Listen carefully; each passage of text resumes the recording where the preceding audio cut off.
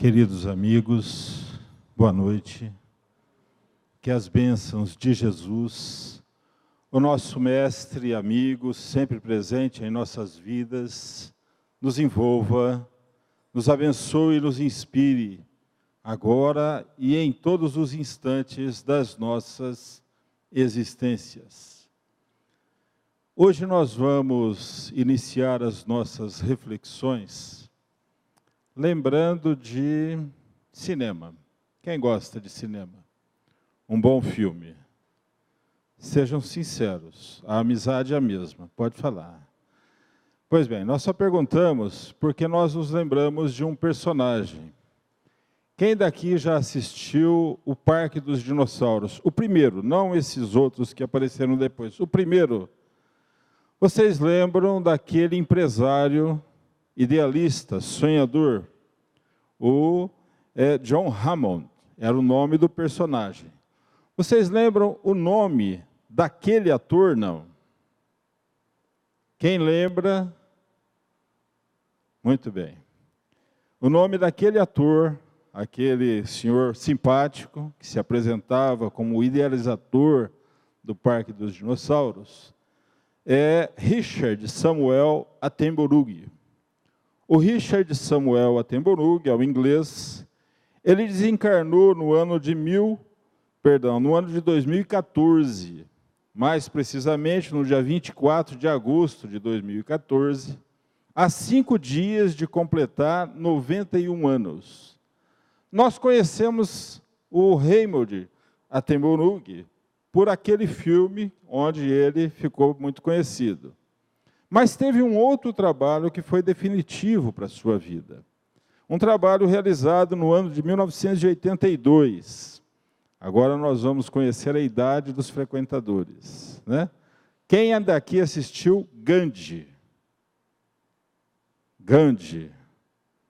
Aí o número de pessoas que assistiram vai diminuindo, né? Pois bem, ele não aparece no filme, porque ele dirigiu e foi o editor, foi o diretor do filme. E ali, quando ele gravou o filme, ele entrou em contato com a vida do grande missionário que esteve entre nós, Mahatma Gandhi. Em razão deste contato, deste trabalho que ele estava realizando, que ele estava se preparando para realizar, ele estudou a fundo a vida, nos mínimos detalhes, de Gandhi, como foi. E ele, depois do trabalho realizado, depois do filme realizado, ele escreveu um livro. É um pequeno, grande livro, possivelmente muitos conhecem, se não todos, mas esse livro é intitulado As Palavras de Gandhi. Existem vários livros com este título de vários autores. Este livro, As Palavras de Gandhi, do Richard Samuel Attenborough, em um determinado momento, lá pelas tantas do livro, ele faz uma afirmativa, ele lembra uma afirmativa de Gandhi. Gandhi, nas suas conversas, teria dito àqueles que com ele conviveram: o homem se torna, muitas vezes, aquilo que ele próprio acredita que é. Ou seja, nós, se fazermos valer aquilo em que acreditamos e temos vontade, certamente conseguiremos os nossos objetivos. E aí, então, o Gandhi é tratado nos detalhes, e o Richard Samuel, ele faz um comentário. Isso nos leva ao sucesso, às vitórias, às conquistas, não ao sucesso das coisas materiais, não é isso, mas às nossas realizações, onde a nossa consciência vai ampliando as suas percepções, e isso vai fazendo com que o leque das nossas realizações se amplie. Para isso, ele toma como base 2 situações. A primeira delas é o fato. Se nós olharmos na nossa história como indivíduos, espíritos, que somos individualmente, vamos nos realizando, vamos trabalhando as nossas potencialidades, nós já temos muitas vitórias no passado, nesta e em outras existências.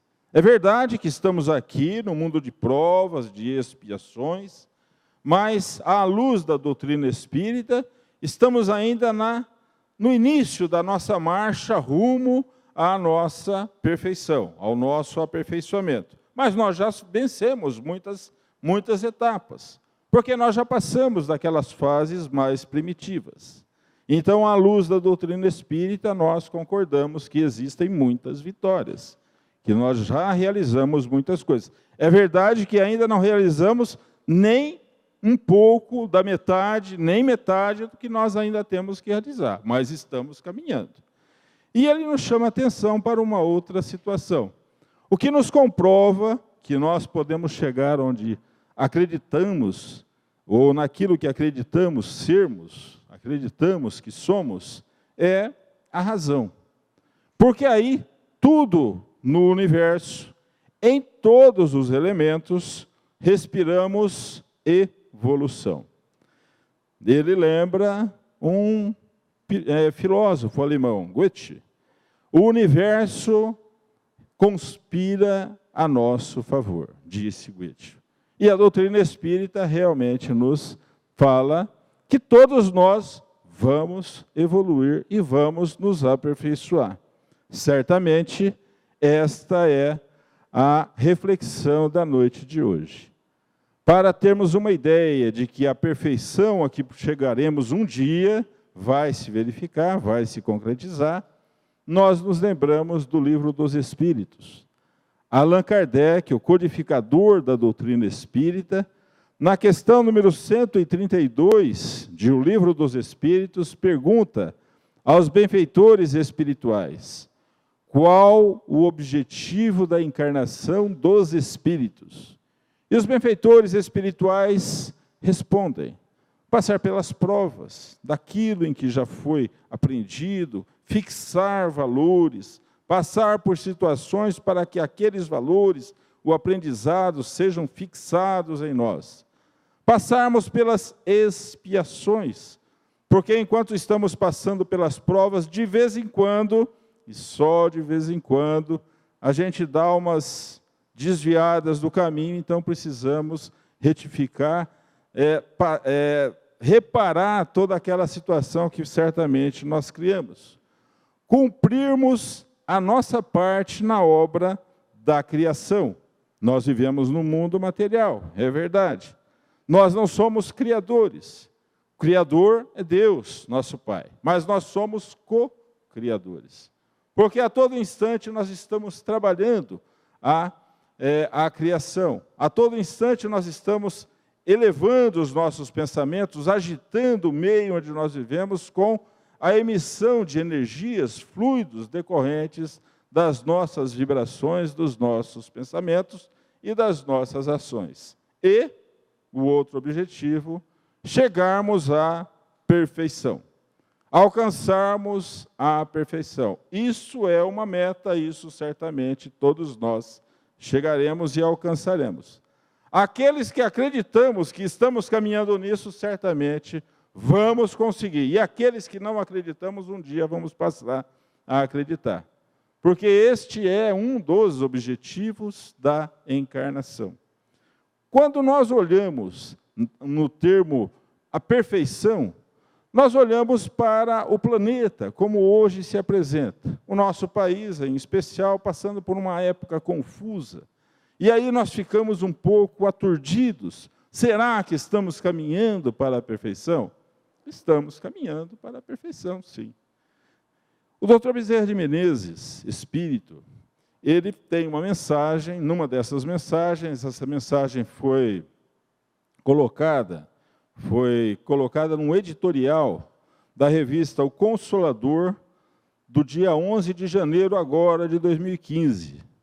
E, na mensagem, o editor cita o Dr. Bezerra de Menezes e nos chama a atenção para uma ideia que ele nos lança. O título da mensagem do editorial é Um Planeta Envolto em Sombras.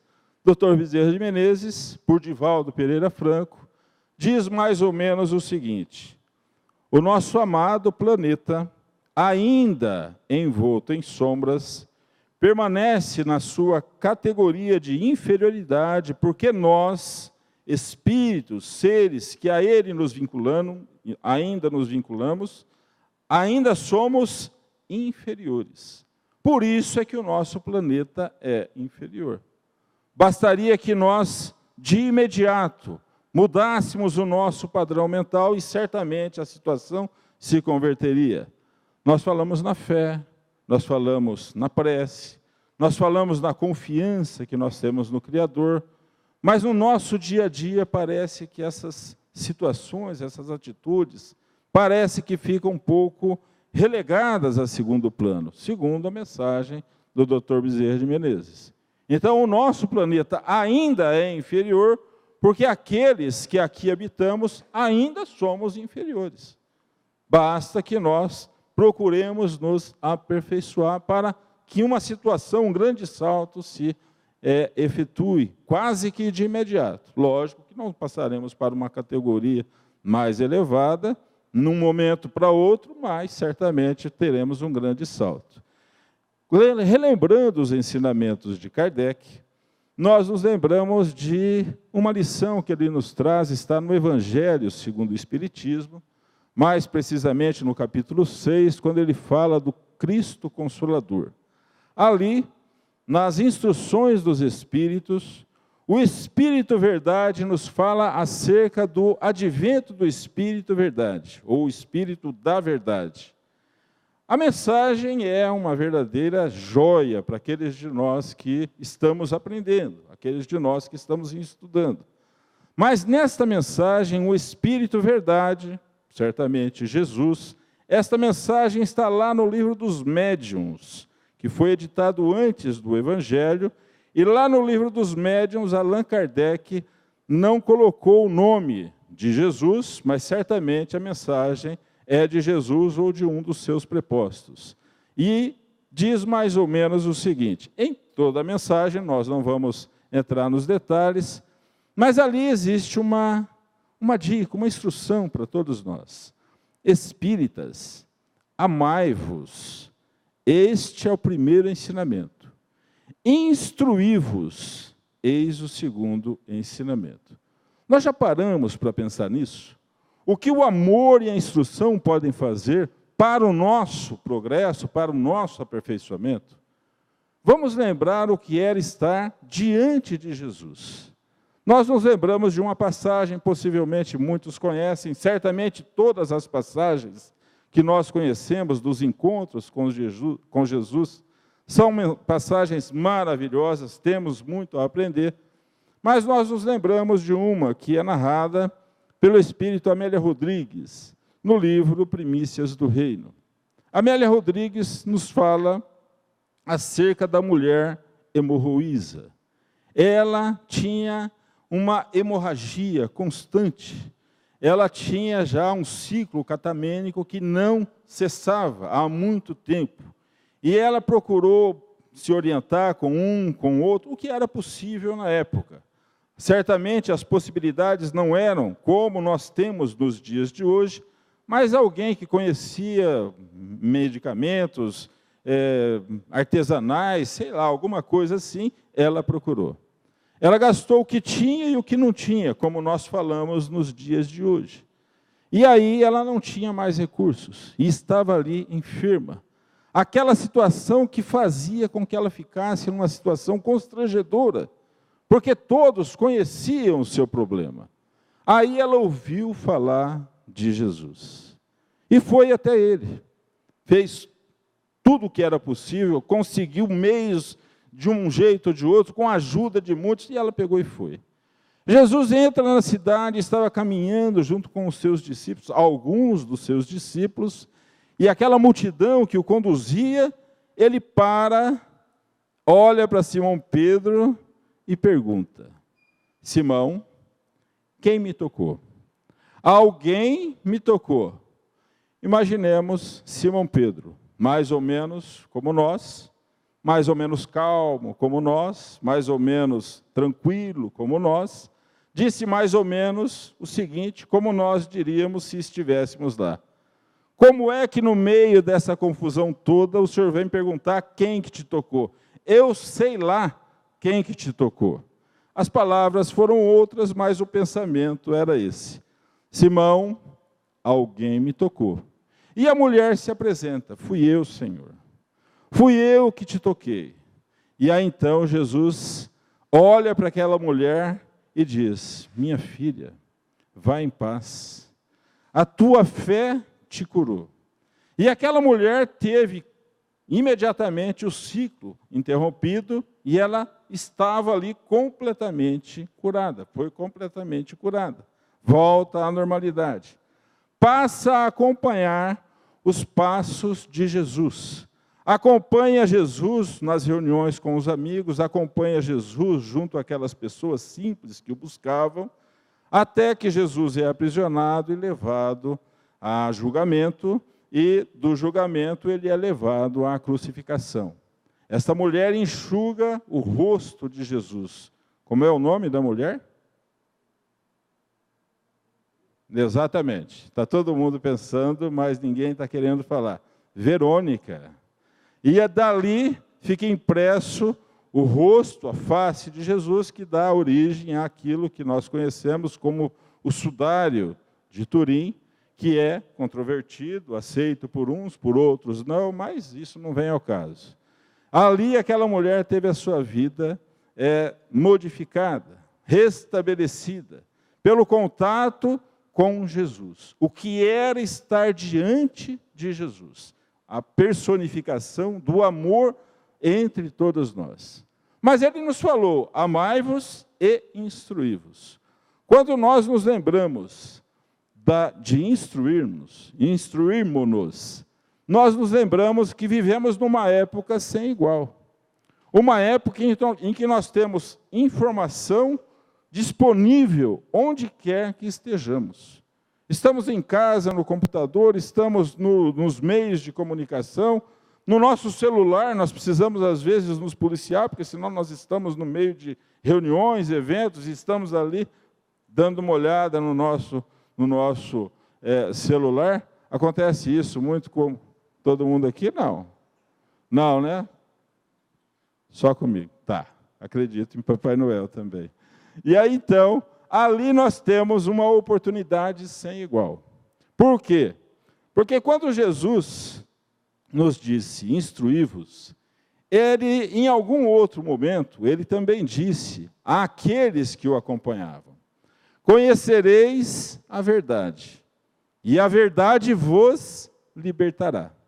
O que é isso? Era alguma verdade que estava oculta? Era alguma coisa que ninguém podia saber e que agora todo mundo pode saber? Não. Conhecereis a verdade, conhecereis os fatos, conhecereis o íntimo das coisas, e isso vos trará liberdade. Ou seja, tereis liberdade para escolher, optar, julgar, analisar. Quando nós olhamos isso, e olhamos o que temos à nossa disposição, não dá para dizer, eu não aprendi porque não tive como. Hoje, o que nós buscamos na internet, nós temos, ao vivo e a cores, de qualquer parte do mundo, sobre qualquer assunto. Os temas doutrinários que a doutrina espírita nos apresenta são majestosos e estão todos lá. Todos os ensinamentos estão lá. Anotações científicas, estudos que nos ajudam a compreender como é a perfeição, a harmonia deste universo, neste mundo onde todos nós nos abrigamos, estamos acolhidos, e neste universo onde estamos inseridos. E então nós começamos a imaginar que, com o aprendizado, a nossa lucidez, a nossa compreensão se amplia, e em se ampliando, nós nos libertamos. Nos libertamos porque deixamos de dar muita atenção, muito valor àquelas coisas que não nos levam a nada. Imaginemos, por exemplo, que brigar com o vizinho por coisas que não valem a pena, já não vale mais a pena. Alguém aqui briga com o vizinho por coisas que não valem mais a pena? Só eu de novo. Então, eu vou baixar minha mão de novo. brigar com as pessoas. Brigar é discutir, falar por coisas banais. As coisas passam a ter outro significado. E aí, então, nós começamos a compreender que em amando-nos, em nos instruindo, nós realmente nos libertaremos. Teremos condições de compreender a perfeição deste universo, deste mundo, deste universo, do meio onde nós vivemos, passamos as nossas experiências. Mas as anotações de Kardec continuam. E no capítulo 17 do Livro dos Espíritos, nós vamos encontrar a mensagem anotada por Mateus, dita por Jesus: sede, pois, vós outros perfeitos, como perfeito é o vosso Pai celestial. Jesus disse que seríamos perfeitos como o Pai. Não. Certamente nós vivemos uma época com muitas conquistas, muitas possibilidades, mas por mais que nós nos aperfeiçoemos neste e em outros planetas, nessas e em outras oportunidades, nós nunca chegaremos à perfeição do Pai, que é único. Mas certamente nós o compreenderemos mais. Nós poderemos avaliar melhor acerca da sua, não justiça, mas acerca da sua misericórdia e amor para com todas as suas criaturas. E aí compreendermos o porquê das coisas acontecerem, inclusive quando muitas vezes nós somos atingidos pelas ocorrências. São aquelas situações que muitas vezes se abatem sobre nós e nós não entendemos por que será que Deus fez isso comigo. Alguém daqui fala isso? Não. Não, certamente não. Mas nós vimos lá fora, está cheio de gente que fala isso, é uma barbaridade. Por que que Deus faz isso? Como é que pode? Né? E aí, então, nessas instruções dos Espíritos, ainda no capítulo 17, nós vamos encontrar uma mensagem de Lázaro acerca do dever. Essa mensagem ela foi estudada por Leon Denis. Leon Denis traz um resumo, traz algumas anotações, está no livro Depois da Morte, e ali ele nos fala acerca do dever. O dever que todos nós temos. Todos nós temos deveres para com o meio onde nós vivemos, para com aqueles que conosco convivem, para com as situações que nos envolvem. Leon Denis, lembrando Lázaro, nos fala que o dever se apresenta de múltiplas formas. Primeiramente, o dever para conosco mesmo. Nós temos o dever de nos respeitarmos, de nos administrarmos, para não sofrermos as consequências desagradáveis mais tarde. Além do mais, nós somos observados. Nós, espíritas, somos muito observados, assim como nós observamos os não espíritas também. Mas o primeiro dever é para conosco. Depois nós temos o nosso dever profissional. Afinal de contas, nós vivemos num mundo material. Um mundo material com necessidades, situações que exigem a nossa atuação material. E aí nós precisamos agir com sobriedade e com hombridade nas nossas relações materiais e profissionais. O dever social, amar a humanidade como um todo. Quando Jesus estava na casa de um dos amigos e alguém chegou e falou: Senhor, a sua mãe e os seus irmãos estão lá fora. Eles querem te levar. O que foi que Jesus disse? Quem é minha mãe e quem são meus irmãos? Ou seja, ele não estava desdizendo-se filho de Maria ou desdizendo-se filho dos demais irmãos. Mas ele estava ampliando o entendimento de que a família universal é uma realidade, além dos laços corporais transitórios. Não que não tenham valores, absolutamente. Nós estamos no meio, na família, com aquelas pessoas com as quais nós precisamos passar as nossas experiências. Mas o dever para com a humanidade como um todo é um dever social. E o dever para com Deus que não tem limites. Dos filhos para com o Pai, para com o Criador, que é toda bondade, justiça, amor e, acima de tudo, misericórdia. Nós vamos encontrar no livro dos Espíritos, aqueles de nós que estamos nos aperfeiçoando, buscando o nosso aperfeiçoamento, a nossa perfeição moral, nós vamos encontrar uma pergunta de Allan Kardec, na questão número 919, como alcançar a perfeição, aquela coisa. Como e Santo Agostinho responde, faça como o sábio da antiguidade, conhece-te a ti mesmo. Na questão número 919A, ele volta à carga e Santo Agostinho responde, dá uma dica, faça como eu fazia quando estava encarnado. Quando terminava o dia, eu analisava aquilo que eu havia acertado, buscava melhorar, me aperfeiçoar mais ainda, e naquilo em que eu havia me equivocado, buscava me reconciliar com a situação ou com aqueles com os quais eu havia me equivocado. Quando nós nos conhecemos, aí torna mais fácil a nossa empreitada de nos aperfeiçoarmos. Nós nos lembramos de um personagem, temos N personagens. No nosso meio social, no nosso meio familiar, nós temos muitas pessoas que se conheceram, que se conhecem e que começam a trabalhar de uma forma a dar um grande salto qualitativo na experiência atual. Mas nós nos lembramos de um doutor da lei.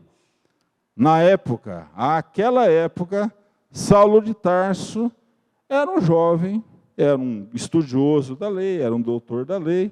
Ele não conhecera Jesus encarnado. Ele ouviu falar que em Damasco havia uma célula daqueles seguidores do crucificado. E aí então ele resolve ir para lá. Ele vai, e quando ele vai chegando a Damasco, ele começa a trabalhar os pensamentos, começa a lembrar de situações da sua vida, da sua juventude, a sua infância, os amigos que o acompanharam, os mestres que o educaram. E aí, aquelas pessoas que passaram pela sua vida, o grande amor da sua vida. E aí ele vê uma luz, uma forte luz. Ele não compreendia e não conhecia Jesus. Ele vê aquela luz e cai do seu animal. Os que o acompanharam, que eram seus serviçais, não viram aquela luz e não compreenderam nada, por que ele havia caído do animal. Aquela luz vem se aproximando, toma a forma de um ser humano, um ser celestial, e lhe pergunta mais ou menos o seguinte: Saulo, Saulo, por que me persegues? Quando Saulo de Tarso ouve esta pergunta, ele vê que está diante de alguém que ele não conhecia. Alguém que ele não fazia ideia de quem realmente era. Alguém que estava muito acima, muito além do seu entendimento. E aí então ele pergunta: quem és tu, Senhor?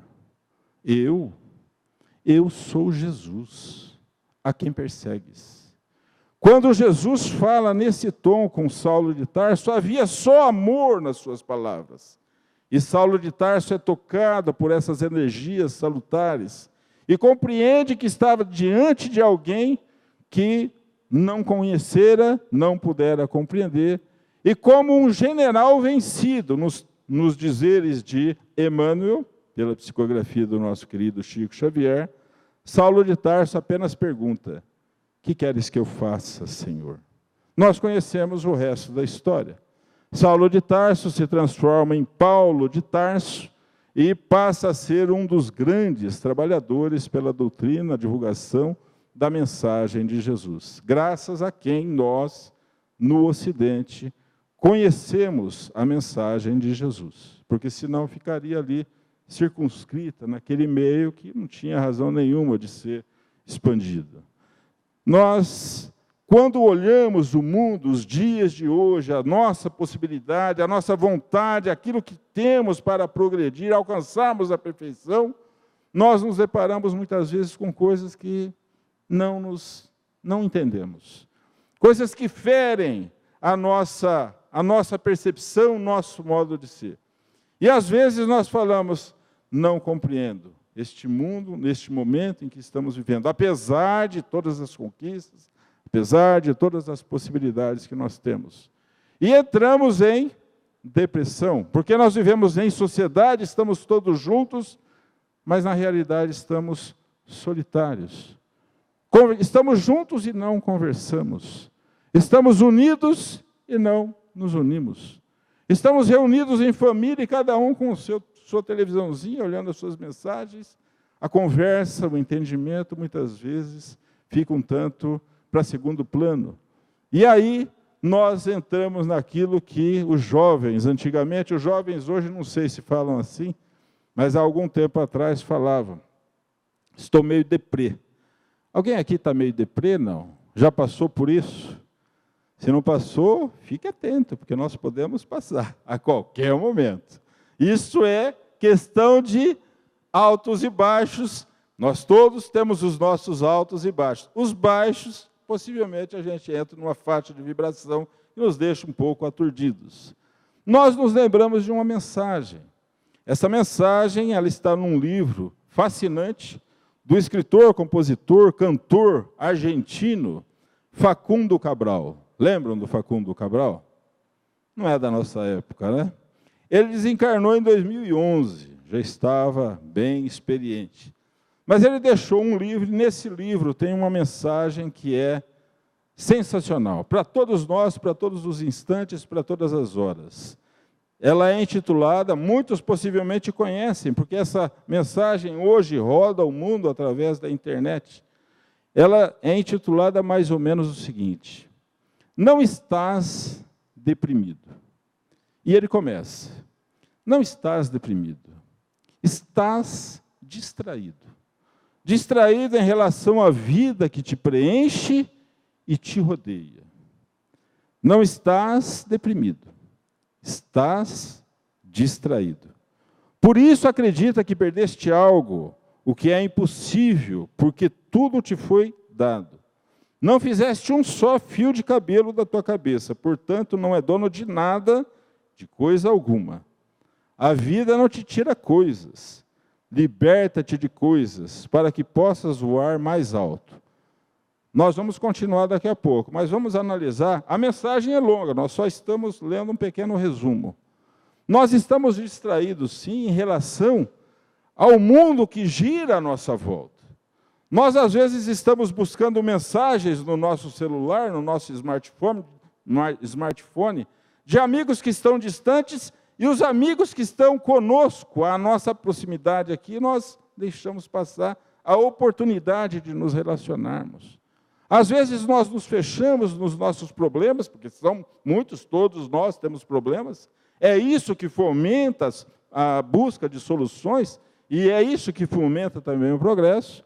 Mas essa busca de soluções não nos dá, ou pelo menos nos tira a possibilidade de verificarmos à nossa volta que a vida a vida vibra onde quer que nós estejamos. Olhemos à nossa volta, não nos foi tirado nada, de fato. Às vezes acontece da gente entrar num empreendimento, buscar uma realização. Vamos pegar um caso concreto. Alguém daqui já trabalhou mais de 20 anos numa empresa e, de repente, a empresa crau. Ninguém? É tudo jovem. 10 anos, 5 anos, não é possível.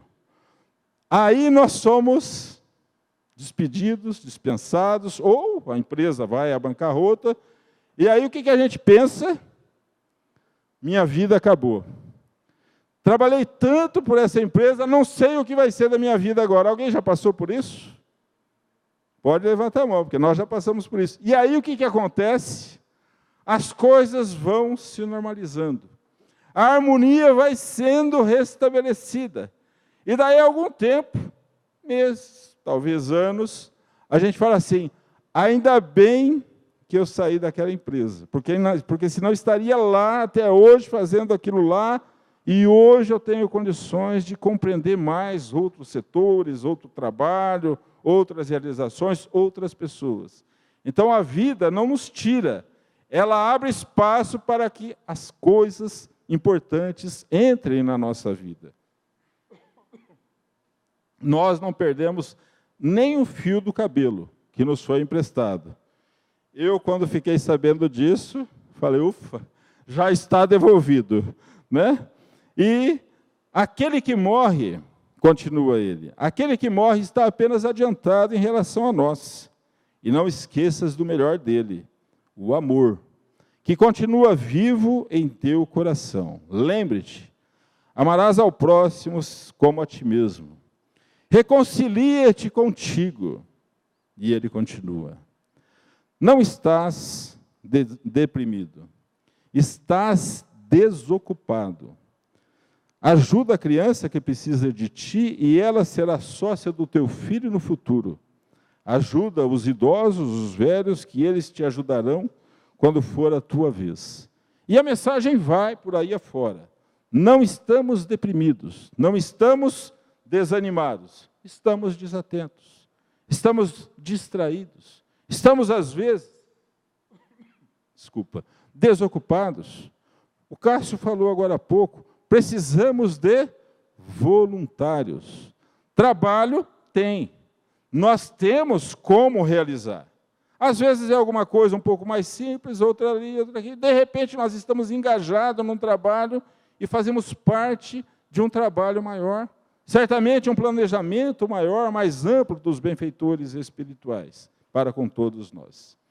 Para encerrarmos, já que nós estamos falando de perfeição, quando Jesus esteve entre nós, ele dizia mais ou menos o seguinte: eu e o Pai somos como que um só.